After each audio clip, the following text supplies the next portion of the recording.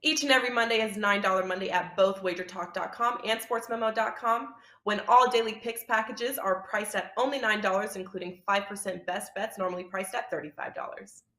As an added bonus, any picks packages loaded early for Overnight Tuesday or action during the week will also be priced at $9 until midnight on Monday. So make sure to take advantage of getting these $25 and $35 picks for only $9 before the clock strikes 12 and they return to regular price.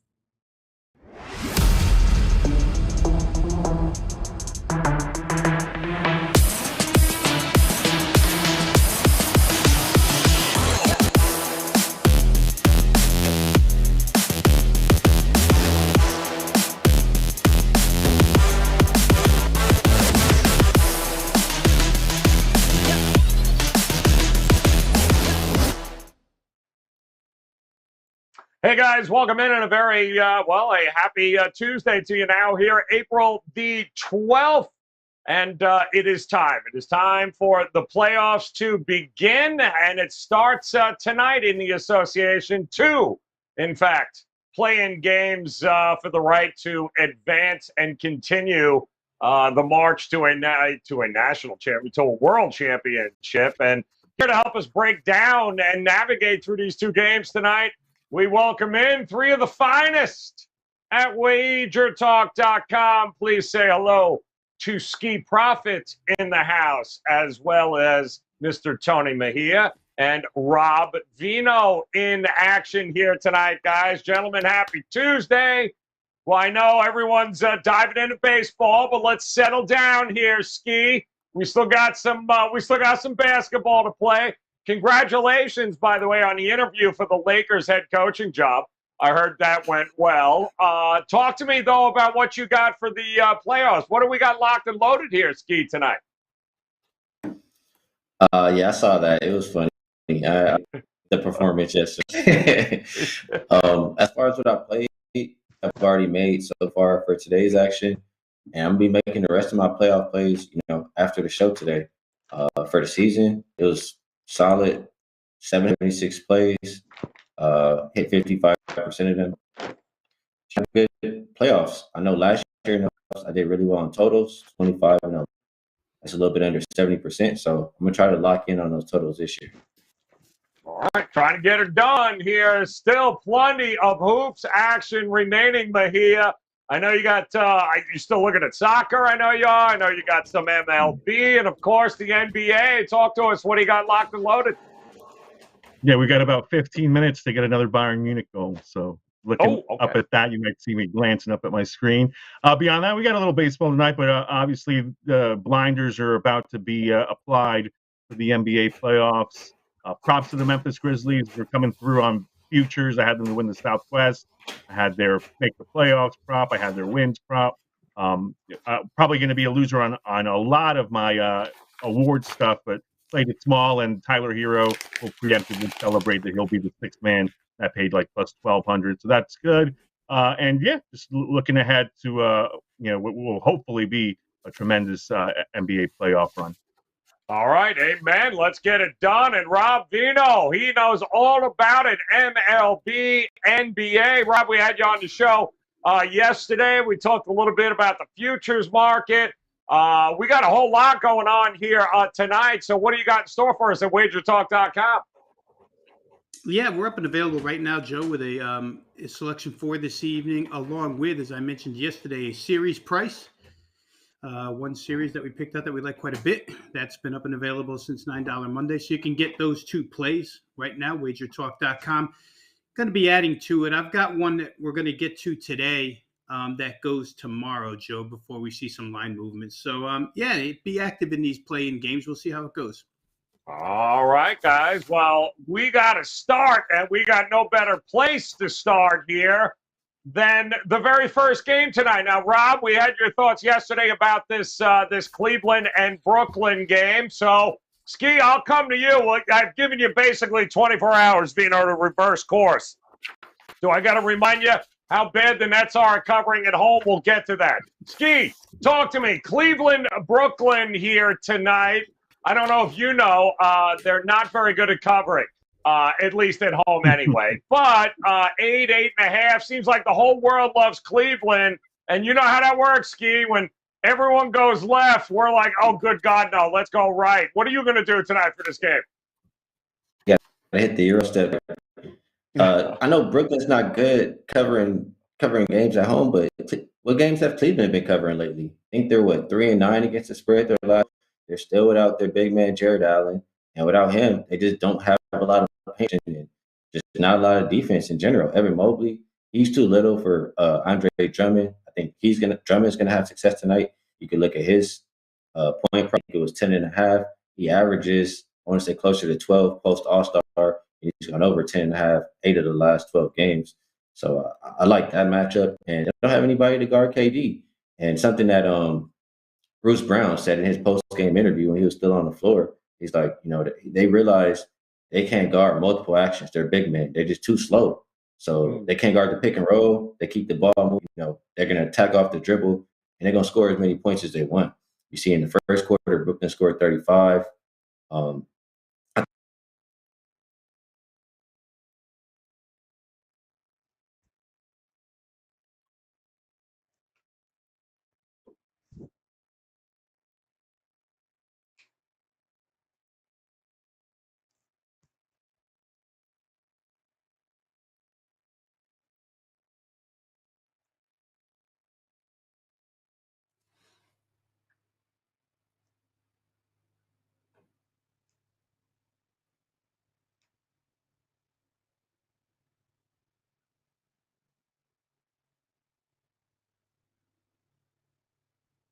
All right, good stuff there. I can't hear a friggin' word you're going to say. I'm just going to assume, since I saw your lips to stop moving, I'm going to shoot it to Tony Mejia at this point. So, Mejia, until I can recharge my earbuds and actually hear what the hell you're saying, I'm going to throw it to you and get your thoughts here on tonight's game.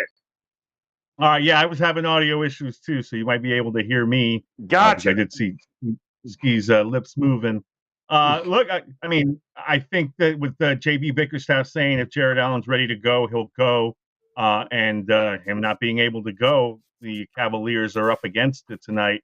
But I mean, they have an opportunity to hang around in this game. I think it becomes attacking Andre Drummond and getting him off the floor. If he's not going to be able to successfully guard pick and rolls, you got to get him moving. Kevin Love comes off a monster game over the weekend and is obviously the X factor for the Cavaliers, considering that he'll be able to draw people out to the perimeter. So I would expect that he would play major minutes tonight. There's also the potential for playoff Rondo. We got Rajon Rondo back in the mix for the Cavaliers. He came back over the weekend as well. I was on the net 8.5 on Friday night, and they were in a dogfight for the better part of 4 quarters. Pulled away in the fourth, ended up winning by 11. So we were comfortable there in terms of covering in the final 30 seconds. But for the most part, it was a sweat, and we'll just have to see who rises up for Cleveland, because this is a spot most people didn't expect them to be in. Their preseason win total was 27.5. Nobody knew how Lauri Markkanen would fit in. Obviously, Evan Mobley is in the mix for Rookie of the Year with Scotty Barnes and Cade Cunningham, and he has been an X factor, but with an injury, not an X factor, a tremendous asset for them, but with an injury late in the season. We'll see what momentum he's been able to rack up over the final few games of the regular season that he was able to play. The Nets had all 5 starters scoring double figures in this most recent game. The Cavs have only 1 win since April 2nd, and it came against the depleted Bucks that didn't play anybody. So from that standpoint, I can understand why Brooklyn was as heavily favored as they were, and why most of the public sentiment is on the net.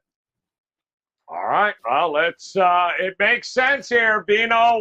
You've had some time to think about yesterday to tonight. You see where the public's obviously going, what the market's doing. So recap it for us. Which way you leaning, one way or the other in this game?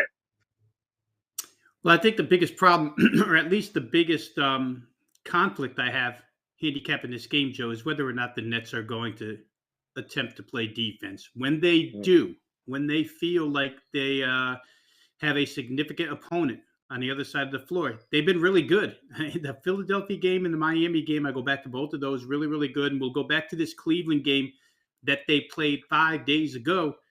where in the fourth quarter, they held Cleveland to 19 points, trail by 5, heading into the fourth, win the fourth by 16, and win that game by 11 and cover. So maybe they're not good covering at home overall, but they did just cover more than 8.5 against this team 5 days ago. So defensively, I just don't know what I'm going to get out of the Brooklyn Nets.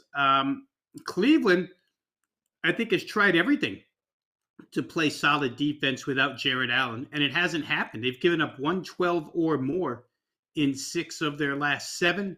That's not really the type of defense that we saw out of Cleveland to start the season. I think in addition for the Nets, you get Goran Dragic back tonight. I think he's on some type of minutes limit, but he's going to play, and that's huge for for Brooklyn to get him back as a backup point guard. All that being said, I just feel like Cleveland has enough explosiveness in that backcourt with LeVert and Darius Garland to stick within 9.5. If the Nets are up big late, I feel like the back door is open in this contest for Cleveland. I don't think there'll be any quit in JB Bickerstaff's team. Still, if I had to play it, Joe, I think I would lean toward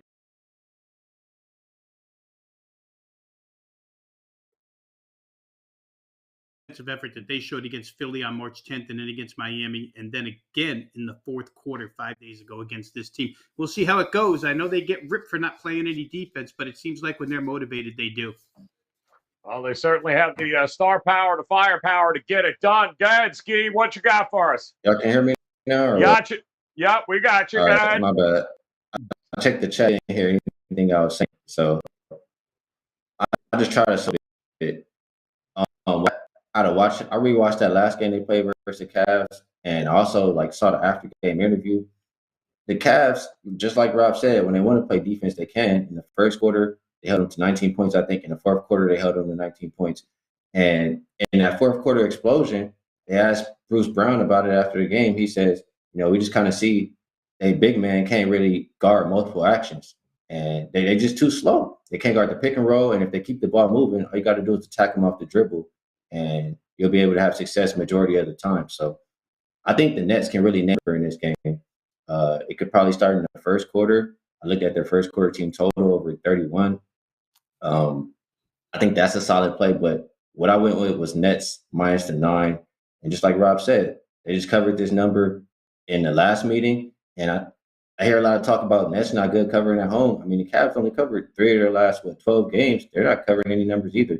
And without Jared Allen, the paint is just wide open. So giving the Nets minus the 9 points, I probably would look at Drummond, whether it's his points over 10.5. He averages, I think, 12 post All-Star, and Evan Mobley is just too little. Or you could look at his double-double, however you want to play that. And Bruce Brown, he's going to be getting the ball a lot. When they try and take the ball out of KD's hand or off the pick and roll, whatever the case is, he's going to get it, have to make a decision with it. He's averaging more than the 13.5 points that they're listing for him tonight. I look at his assists, too. He had down there triple-double the last game. I think those are 2 solid options as well. All right, boom. Heard you there. Damn.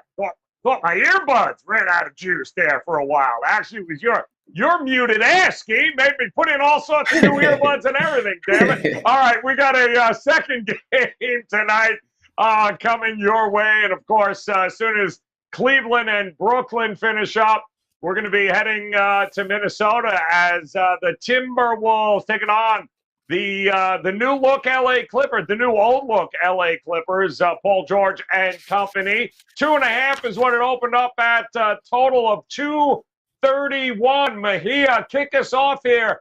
The Clippers, Minnesota. How much defense will we get in this one?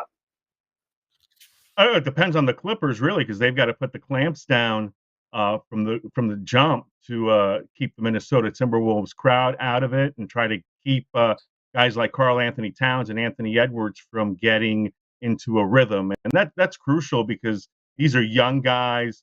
The Clippers obviously have the experience edge, and you don't want these very talented kids to get going and find a rhythm at home in a playoff game, because you know it could be one and done for the Clips in that case, at least in Minnesota. Then they would have one more chance in the final play-in for the 8th seed.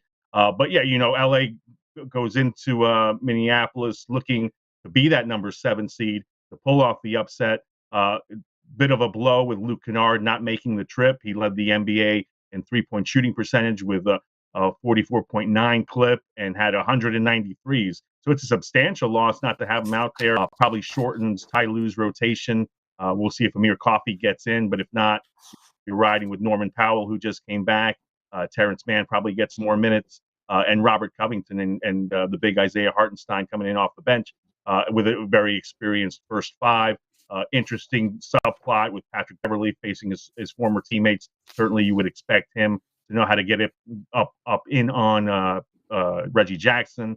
So that'll be interesting to watch. And for Minnesota to win this game and do it comfortably, I think Anthony Edwards has to have a big game on both sides of the ball, because he tends to only focus on one when he is really tasked with guarding somebody like Paul George. And if that takes him out of the offense, then I do think there's a potential for this game to be lower scoring than most anticipate. I put this number right about where it is, so I've got nothing on the total. I would say from that standpoint, since it's a playoff game, I think Scott Foster will be involved. Maybe the look is to the under. Love it. All right, good stuff there, man. What do you think, Vino? Couple of different ways to approach this matchup here. You automatically go to, give me the over when we think of Minnesota. But what do you think here tonight? What are we going to get? There's a whole bunch of stuff here, Joe. I mean, it starts with season series. And season series, when we go back and use that as part of a handicap, it's not everything. You don't run to the window because of what happened in season series. But I will say this. 3 of the 4 games played between these two teams happened between November 5th and November 13th. That's light years ago. They were the Minnesota Timberwolves' 2nd, 3rd, and 6th game of the season. So, Minnesota's played 76 times since then.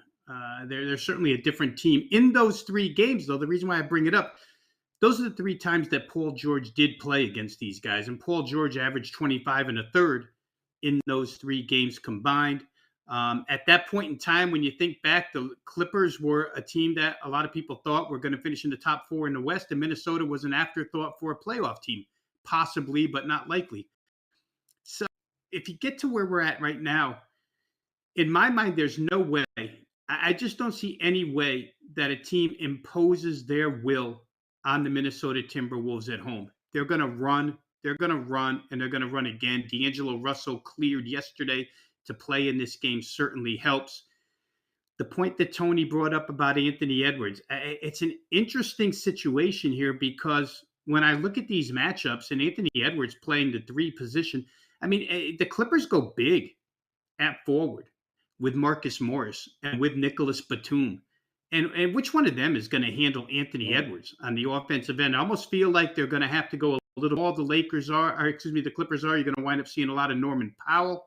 You'll probably end up seeing a lot of Terrence Mann. He's the better defender to try and keep Anthony Edwards quiet. But listen, the 4 best scorers on the floor, Minnesota owns 3 of them. Edwards, Russell, and Towns. And then on the other side, they have George.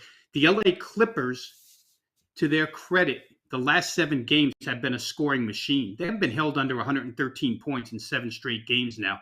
The offense has really picked it up from what we saw of them prior to that point, which was mostly defensive oriented and not real good on offense. This game gets over. I just don't see any way that no matter who wins, let's put it this way, no matter who wins, I think they get to about the 121 mark. And if you're going to tell me the losing side doesn't get to 110, I'd be very, very surprised. So I think over 230.5 is a safe. And first half, by the way, guys, I noticed it was 112. It got bumped a little bit to 112.5. I wouldn't be disappointed with the first half play over either, even though it seems like the numbers tilted to a higher scoring second half. Yeah, it's going to be interesting, too. And I think the first half is going to tell us a lot here about this game and what we may see. So it's going to be a fun one here, but I don't know. Talk to me here, Ski. What are you thinking here tonight? Should be an interesting game here. First of all, do you have your playoff P jersey? Is it ready to rock and roll here tonight? Are you wearing that, or was that part of the interview with the Lakers yesterday? No more Clipper talk. I mean, I love him for cashing my tickets.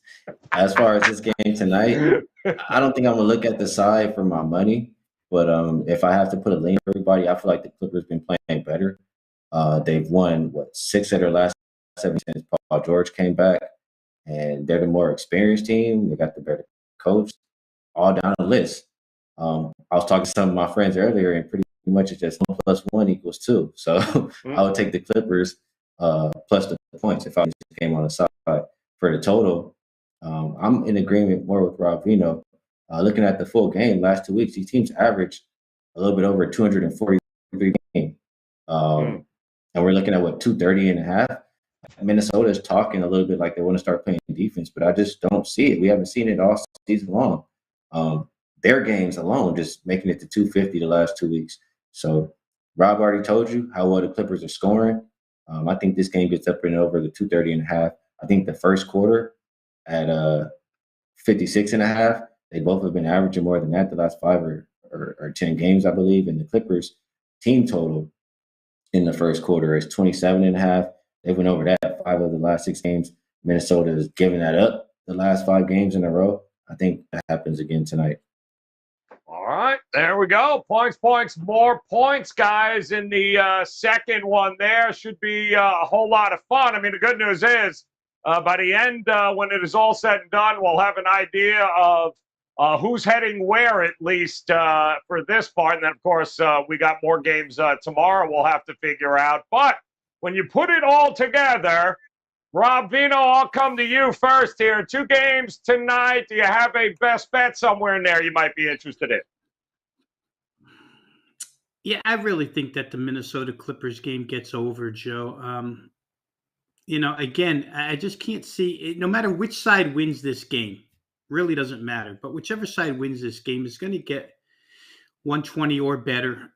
And then the other side, it's projected to be a close game. I think it will be a close game.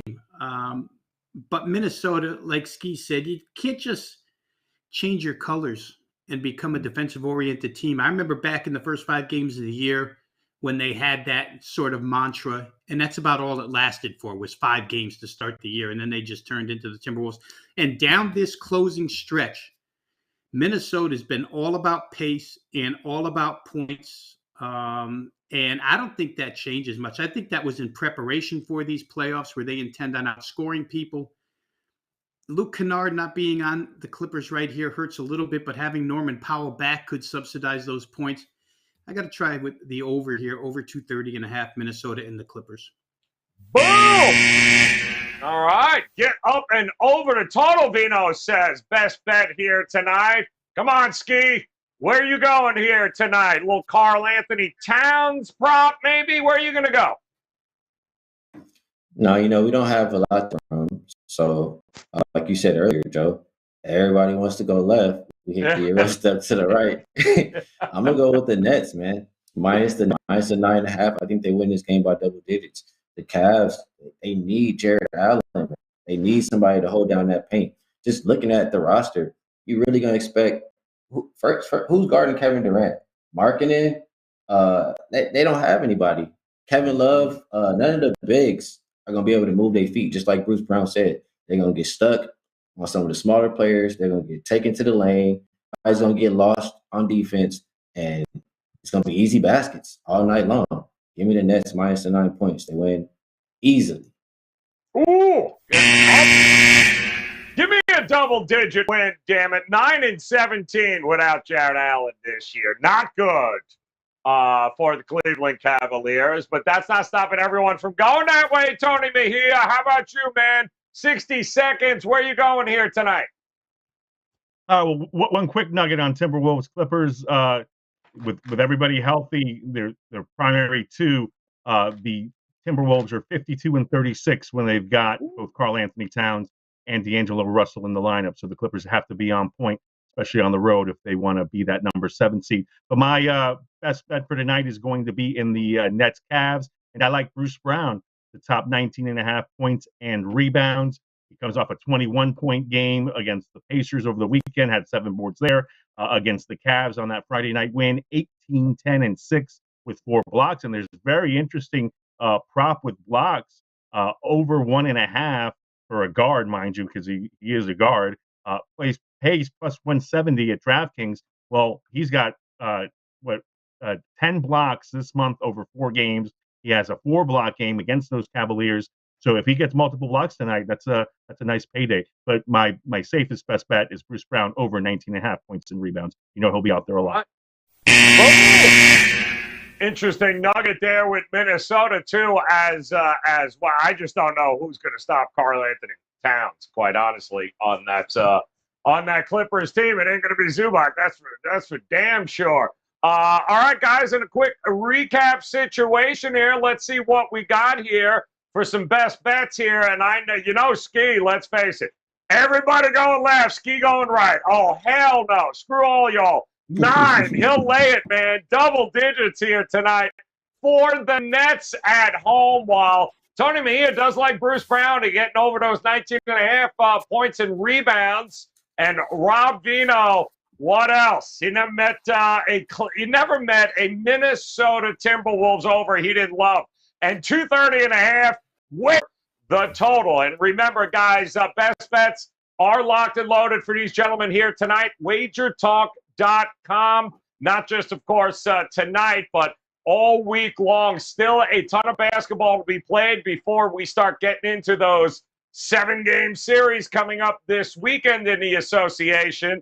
You got a couple tonight, a couple tomorrow. We'll have one more before we head into the weekend. Plenty of MLB, a lot of ways to make it a very profitable April month, guys. It starts by heading over to WagerTalk.com. Grab these guys' best bets tonight and get ready here as the association. It is playoff time, people, and it begins tonight. If you hit that bell in the upper right-hand corner, we'll be back again tomorrow talking about, of course, the next round of games and taking a look at recapping what happened here tonight, see if there's any edges we can find moving forward. But on behalf of Ski, Tony Mejia, and Rob Vino, guys, we appreciate the time. Best of luck with your plays here tonight. Come back and join us again tomorrow. We'll do it all over again. Until then, good luck, guys. We'll see you tomorrow.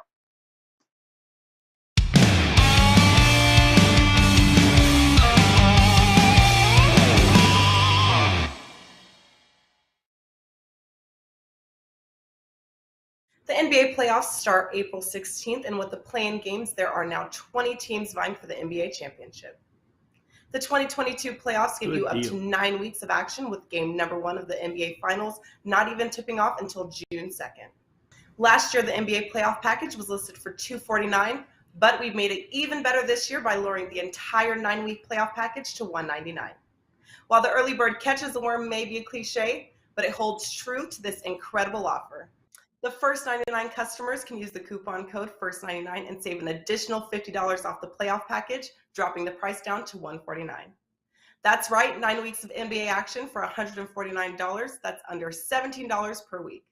Act fast to use code FIRST99, as only the first 99 customers can use this code.